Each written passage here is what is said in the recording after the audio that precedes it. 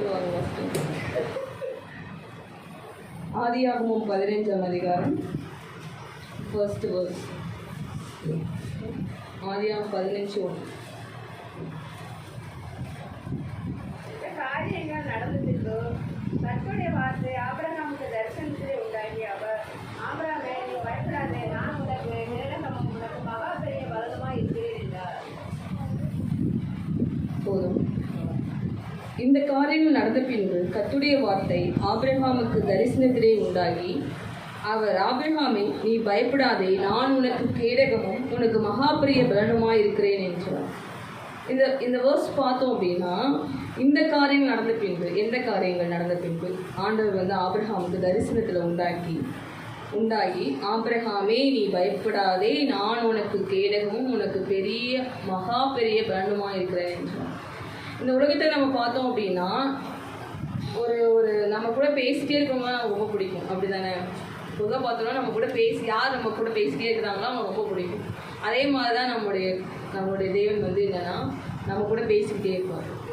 இந்த மாதத்தில், இந்த வருஷத்தில் 4 மாதம் முடிஞ்சு 5ஆம் மாதத்தில் நீங்கள் உட்காந்துருக்கிறீங்க. நீங்கள் எந்த நிலையில் இருந்தாலும், எப்படிப்பட்ட சூழ்நிலை இருந்தாலும் ஆண்டவர் உங்க கூட பேச ஆசைப்படுறார், பேசிக்கொண்டு இருக்கிறார்.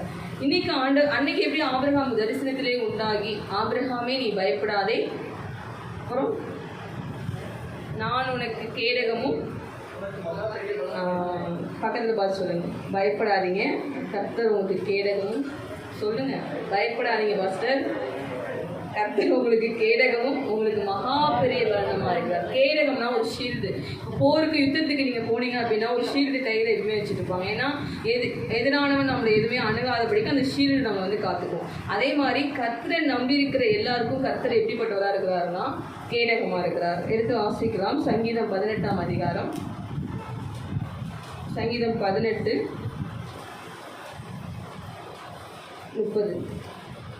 தேவனுடைய வழி உத்தமமானது, கர்த்தருடைய வசனம் புடமிடப்பட்டது, தம்மை நம்புகிற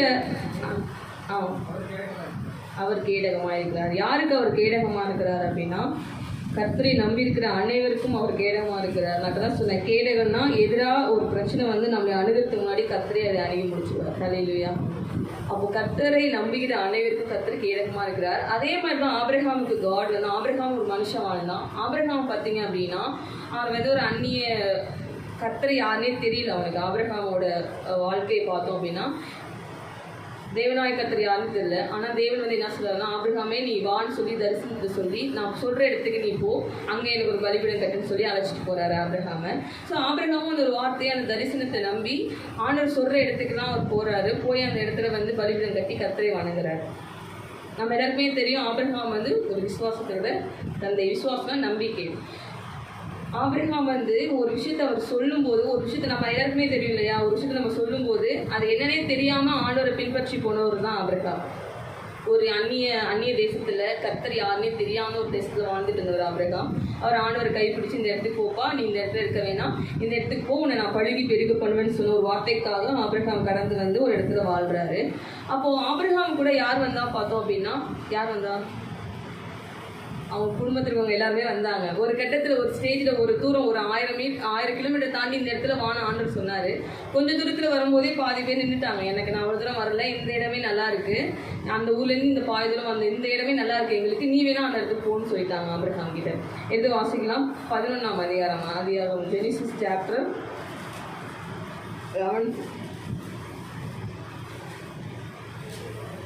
11:31 வாசிங்க. தன் குமாரனாகிய ஆபிரகாமையும் ஆரோனுடைய குமாரனும் தன் பேரனுமாய் இருந்த லோத்தையும் தன் குமாரன் ஆபிரகாமுடைய மனைவியாகிய தன் மருமகள் சாராவையும் அழைத்துக் கொண்டு அவர்களுடனே ஊர் இருக்கிற கல்தியருடைய பட்டணத்தை விட்டு கானான் தேசத்துக்கு போக புறப்பட்டான். அவர்கள் ஆரோன் மட்டும் வந்தபோது அங்கே இருந்து விட்டார்கள். 12th first verse. கர்த்தர் ஆபிரகாமை நோக்கி, உன் தேசத்தையும் உன் இனத்தையும் உன் தகப்பனுடைய வீட்டையும் விட்டு புறப்பட்டு நான் உனக்கும் காண்பிக்கும் தேசத்துக்கு போ. நான் உன்னை பெரிய ஜாதியாக்கி உன்னை ஆசீர்வதித்து உன் பேரை பெருமைப்படுத்துவேன், நீ ஆசீர்வாதமாக இருப்பாய். இதுதான் ஆபிரகாம் வந்து ஒரு கல்தேவன் படத்தில் இருந்தார். அங்கேருந்தே வந்து தேவன் வந்து என்ன சொல்கிறாருன்னா, நீ அங்கேயிருந்து இங்கே வந்துருப்பா அப்படின்னு சொல்லும்போது அவன் வந்துடுறான். பாதியில் யாரெல்லாம் தங்கிடுறாங்கன்னா, அவங்களுடைய அப்பா கொஞ்சம் பேர்லாம் அந்த ஒரு இடத்துல ஆறாங்கிற இடத்துல தங்கிடுறாங்க. அதுக்கப்புறம் ஆபிரகாம் கூட வந்தது யார் பார்த்தோம் அப்படின்னா, லோத்துங்கிற ஒரு மனுஷன் தான் ஆபிரகாம் கூட அந்த கல்தே பட்டணத்தை விட்டு கானான் தேசம் வரை யார் வராரு அப்படின்னா, லோத்துங்கிற ஒரு மனுஷன். இப்படி அவர் வாழ்ந்துட்டு இருக்கும்போது என்ன ஆகுதுன்னா, ரெண்டு பேருக்குமே லோத்துக்கும் ஆபிரகாமுக்கும் என்ன ஆகுதுன்னா, மந்தைகளும் ஆட்டு மந்தைகளும் எல்லாமே பெருகிடுது. ஒரு இடத்துல வந்து நமக்கு தெரியும், லோத்தோட மந்தை மேய்ப்பவர்களுக்கும் ஆபிரகாமோட மந்தை மேய்ப்பவர்களுக்கும் என்ன ஆகுதுன்னா, வாக்குவாதம் வருது, சண்டை வருது. ஏன்னா அது பூமி தாங்க கூடாமல் அவ்வளோ ஆஸ்தியாக மாறிட்டாங்க. ஸோ வந்து ஆபிரகாம் என்ன சொல்றதுன்னா, நம்ம ரெண்டு பேரும் சகோதரருங்க, நமக்குள்ள எதுக்கு சண்டை, நீ இந்த உலகம் முழுவதும் தத்து நமக்கு முன்னாடி வச்சுருக்காரு, நீ இப்போ ஒரு இடத்துக்கு போ, நான் ஒரு இடத்துக்கு போகிறேன். அதை நம்ம தேவனுடைய பிள்ளைகளாக இருக்கும்போது ஆபிரகாம் பாருங்க, அந்த இடத்துல வந்து ஏதாவது பண்ணியிருந்துருக்கலாம். அவன் என்ன சொல்லியிருக்கலாம், வேற விதமாக நம்ம சொல்லியிருந்துருக்கலாம் அவங்ககிட்ட இல்லையா. ஏன்னா அவன் லோத்துங்கிறது அவனோட சின்ன வயசு பையன், என்னென்னு சொல்லியிருந்துருக்கலாம். ஆனால் ஆபிரகாம் அந்த இடத்துல விட்டு கொடுக்குறாரு பாரு, சரிப்பா நீ எதை வேணாலும் எடுத்துக்கோங்கிறாரு. அது நம்ம என்ன நினைப்போம், பெஸ்ட்டு நம்ம எடுத்துகிட்டு மிச்சத்தை தான் நம்ம கொடுக்குறவங்களா இருப்போம். ஆனால் ஆபிரகாம் வந்து தேவன் ஒரு மனுஷனை சூஸ் பண்ணி கூட்டிகிட்டு வராரு அப்படின்னா, அவருடைய ஆலயத்துக்கோ அவருடைய இடத்துக்கு கூப்பிட்டு வராருன்னா அவங்களாம் ரொம்ப ஸ்பெஷல். ஏன்னா அவங்ககிட்ட காட் அவங்க இதயத்தில் ஒரு விஷயத்தை பார்த்துருப்பாரு. ஆபிரகாம் பாருங்க, ஒரு இடத்துல அவன் வந்து கர்த்தரே யாருன்னே தெரியல, உட்காந்து ஒரு இடத்த சேவிச்சுட்டு இருக்கிறான். அங்கேருந்து ஆண்டவர் கூட்டிகிட்டு வந்து ஒரு இடத்துக்கு கூப்பிட்டு வராரு. அப்போ ரெண்டு பேருக்குமே லோத்து ஆண்டர் கூப்பிடல, ஆனால் ஆபிரகாம் கூட லோத் வந்துட்டார். ரெண்டு பேருக்கும் ஒரு இடத்துல வந்துட்டு சொத்துலாம் அதிகமாகிறப்போ, அந்த மேய்ப்பவர்களுக்கு சண்டை வரப்போ ஆபிரகாம் சொல்ல, நீ உனக்கு எது தோணுதோ அந்த இடத்துக்கு போயிடு அப்படின்னு ஆபிரகாம் சொல்கிறப்போ லோத்தும் பிரிஞ்சு போயிடும். இந்த இடத்துல என்னென்னா, ஆபிரகாமுக்கு வந்து பார்த்தீங்கன்னா பிள்ளைங்க கிடையாது. அவனுக்கு ஒரே இதுதான், அவனோட சகோதரோட பையன்தான் லோத்து இல்லையா. அந்த லோத்து பிரிஞ்சு போகிறப்போ கண்டிப்பாக அவனுக்கு வலி வேதனையும் இருக்கும். அதனால தான் அந்த நம்ம வாசித்தோம் 15th chapter verse 1 வாசித்தோம் இல்லையா. இந்த காரியங்கள் நடந்த பின்பு கர்த்தருடைய வார்த்தை ஆபிரகாமுக்கு தரிசனத்திலே உண்டாகி அவர், ஆபிரகாமே நீ பயப்படாதே. ஏன் ஆண்டவர் சொல்லணும்னு பார்த்தீங்கன்னா, அதுக்கு முன்னாடி ஏதோ ஒன்று நடந்திருக்கு இல்லையா. ஒரு விஷயம் நடந்ததுக்கு அப்புறம் தானே ஆண்டவர் இதை வந்து சொல்கிறாரு, நீ பயப்படாத. அப்போ அதுக்கு முன்னாடி என்ன நடந்துச்சு அப்படின்னு நம்ம பார்க்க போகிறோம். chapter 13 to 14 நடந்ததை நம்ம பார்க்க போகிறோம். ஏன்னா 15th தான் ஆண்டவர் வந்து யாருக்கு தரிசனமாகிறாரு, ஆபிரகாம் தரிசனமாகி நீ பயப்படாத, உங்கள் கையை பிடிச்ச ஆண்டவர் நீங்கள் சொல்கிறார், நீ பயப்படாத, நான் உனக்கு ஷீல்டாக இருப்பேன், நான் உனக்கு ஸ்ட்ரென்த்தாக இருப்பேன். எவ்வளோ ஒரு நல்ல வார்த்தை பார்த்தீங்களா. ஏன்னா ஆண்டவர் பேசுகிற வார்த்தை ஒரு மனுஷனை வந்து என்ன பண்ணுன்னா உயிர்ப்பிக்கும். அது என்னோடய வாழ்க்கையில் நிறைய விஷயம் நடந்திருக்கு. அதனால் நான் தைரியமாக நான் சொல்லுவேன். ஏன்னா இந்த வார்த்தை இங்கே நான் பேசும்போது அது வெறுமையாக காற்றுல போகாது. கர்த்தருடைய வார்த்தை அதுதான் நான் நம்புறேன்.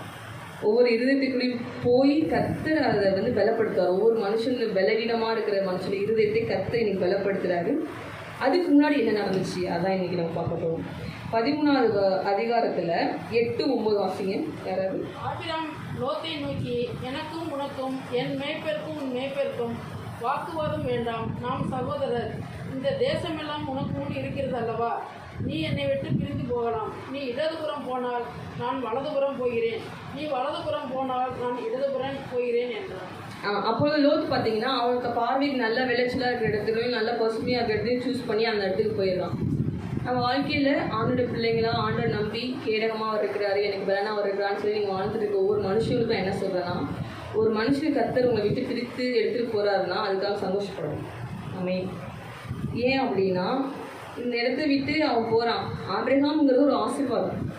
அந்த ஆசீர்வாதங்கிற அந்த ஆபிரகாம் விட்டு ஆபிரகாம் கூட அவன் இருந்தால் அவனுக்கு சேஃப்டி, ஆபிரகாம் கூட அவன் இருந்தால் அவனுக்கு பாதுகாப்பு, ஆபிரகாம் கூட லோத்து இருந்தால் சந்தோஷம், ஆபிரகாம் கூட லோத்து இருந்தால் அவனுக்கு வந்து மகிமை எல்லாமே அவனுக்கு கிடைக்கும். ஆனால் அவன் பிரிஞ்சு போனதுக்கப்புறம் என்ன நடந்துச்சு அப்படின்னு பார்த்தோம் அப்படின்னா, 14th chapter verse 1 வாசிங்க. சினையரின் ராஜாவாகிய அம்ராப்பேலும், எலாசரின் ராஜாவாகிய அரியோகும், எலாமின் ராஜாவாகிய கெதரலா கோமேரும், ஜாதிகளின் ராஜாவாகிய தித்தியாலும் இருந்த நாட்களில். ஆக்சுவலாக லோத் ஒரு இடத்த சூஸ் பண்ணி போயிட்டான் பார்த்தீங்களா. அந்த இடத்துல பார்த்தோம்னா 4 ராஜாக்கள் வந்து ஆட்சி பண்ணுறாங்க. அந்த ராஜாக்கள் அந்த இடத்துல இருக்கிற எல்லா பட்டணத்தையும் பிடிச்சிட்டு போயிடுறாங்க. அப்போ யாரும் கூட பிடிச்சிட்டு போகிறாங்க, லோத்தையும் கூட பிடிச்சிட்டு போகிறாங்க. ஆபிரகாம் கூட இருந்திருந்தால் இந்த பிரச்சனையே இருக்காது இல்லையா. அவன் ஒரு இடத்த சூஸ் பண்ணி போகிறான் பார்த்தீங்களா, அந்த சூஸ் பண்ணி போகிற இடத்துல இந்த 4 ராஜாக்கள் என்ன பண்ணுறாங்க, அது வரையும் அவங்க சும்மா அவங்க பாட்டு இருந்திருக்காங்க. ஆனால் லோத் போனதுக்கப்புறம் அந்த பக்கத்தில் இருக்கிற ஏரியா எல்லாத்தையும் பிடிச்சி கேப்சர் பண்ணி அவங்க தேசத்தை வந்து வளைச்சி போடுறதுக்காக கொண்டு போயிட்டாங்க.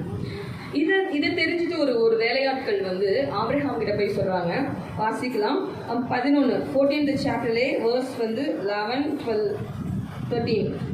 அப்பொழுது அவர்கள் சோதோமிலும் கொமோராவிலும் உள்ள பொருட்கள் எல்லாவற்றையும் போஜன பதார்த்தங்கள் எல்லாவற்றையும் எடுத்து கொண்டு போய்விட்டார்கள். ஆபிரகாமின் சகோதரனுடைய குமாரனாகிய லோத்து சோதோமிலே குடியிருக்க முடியாதவர்களையும் பொருட்களையும் கொண்டு போய் விட்டார்கள்.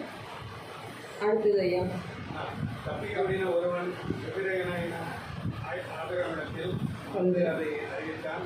ஆபிரகாம் தன்னோட உடன்படிக்கை செய்திருந்த மனிதராகிய எப்பொழுதும் அநேகருக்கும் சகோதரனாகிய அம்ரே என்னுடைய தன் பூமியிலே அப்பொழுது கூறியிருந்தான்.